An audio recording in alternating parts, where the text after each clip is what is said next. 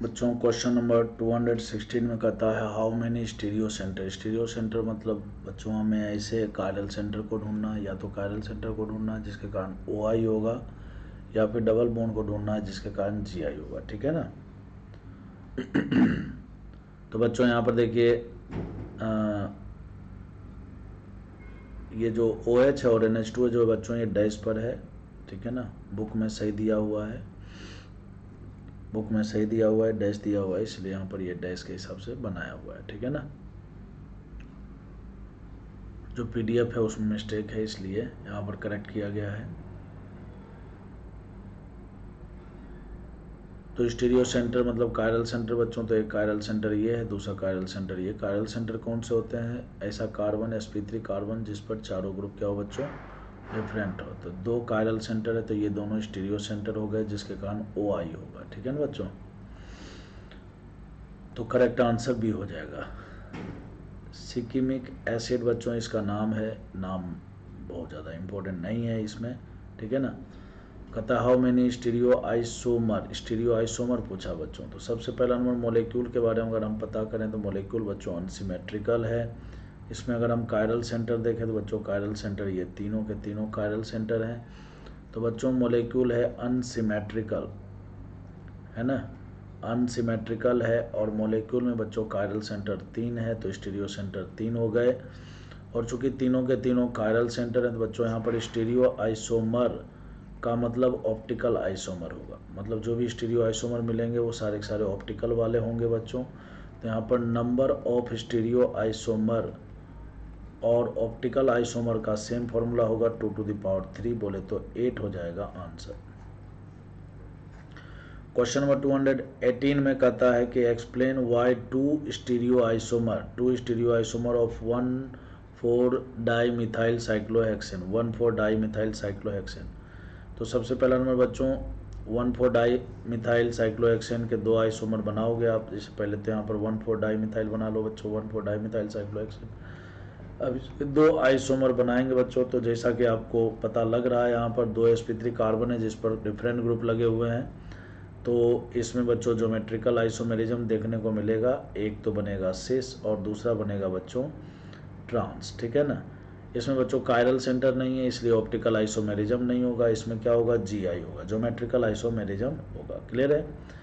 तो कहता है कि explain 2 stereo isomer are chiral, achiral मतलब ऑप्टिकली एक्टिव नहीं है, ऑप्टिकली इनएक्टिव है।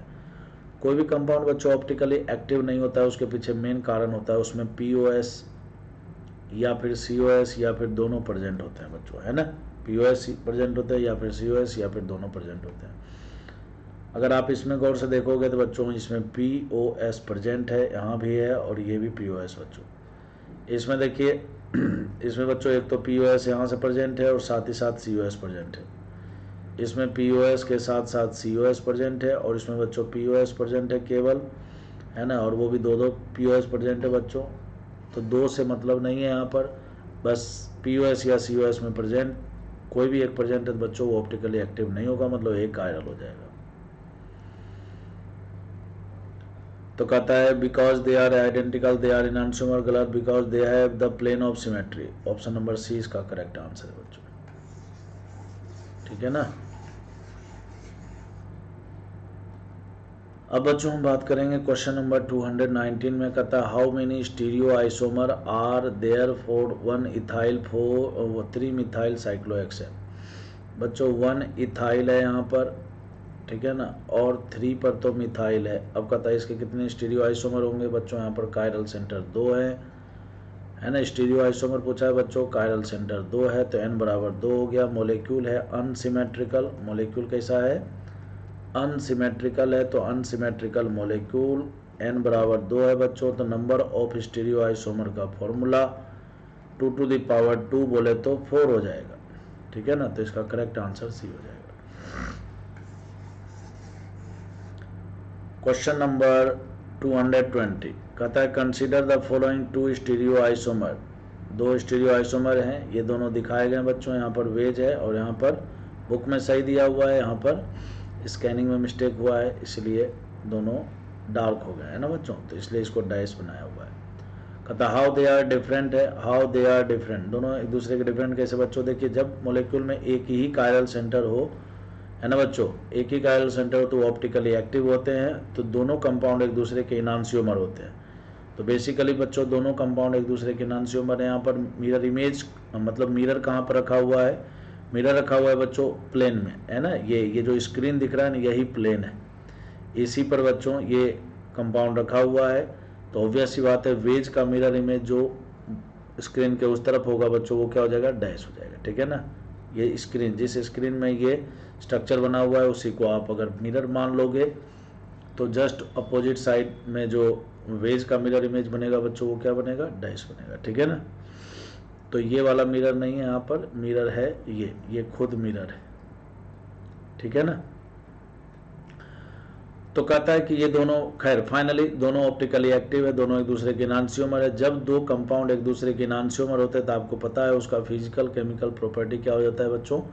सेम हो जाता है। कहता है कि हाउ दे आर डिफरेंट, कहता है दोनों के मेल्टिंग पॉइंट डिफरेंट है, गलत है बच्चों, है ना। फिजिकल प्रॉपर्टी सेम हो जाता है, मेल्टिंग पॉइंट, बॉइलिंग पॉइंट ये सब सेम हो जाते हैं, ये गलत है। डिफरेंट सॉलिबिलिटी इन वाटर ये भी गलत है बच्चों। डिफरेंट इंडिसेस ऑफ रिफ्रैक्शन ये भी गलत है बच्चों, ठीक है ना। कहता है they rotate plane polarise light in opposite direction, ये बिल्कुल सही है बच्चों। इसमें से एक आर कन्फिगरेशन वाला कंपाउंड होगा, एक एस कन्फिगरेशन वाला कंपाउंड होगा, दोनों पीपीएल को अपोजिट डायरेक्शन में रोटेट करेंगे, तो ये वाली प्रॉपर्टी इसकी सही है। बाकी ये तीनों प्रॉपर्टी जहाँ पर डिफरेंट लिखा हुआ है वहाँ पर आइडेंटिकल होगा। क्वेश्चन नंबर 221,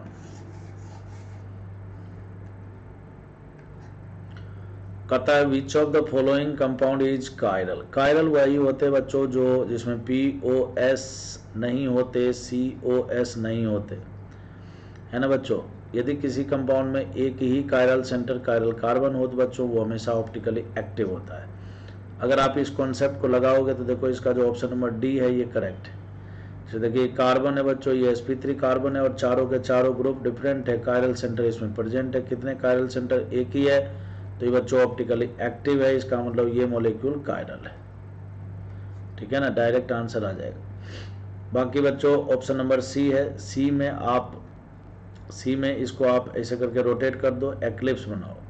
जैसे एक्लिप्स बनाओगे तो बच्चों इसका वाई जब आप बनाओगे तो ये CH3 नीचे पहुंचेगा और फिर ये H और ये बच्चों F, फिर उसके बाद इसको भी नीचे करके यहाँ से बच्चों आप वाई बना दो। जैसे वाई बनाओगे तो CH3 नीचे, H यहाँ पर और F यहाँ पर।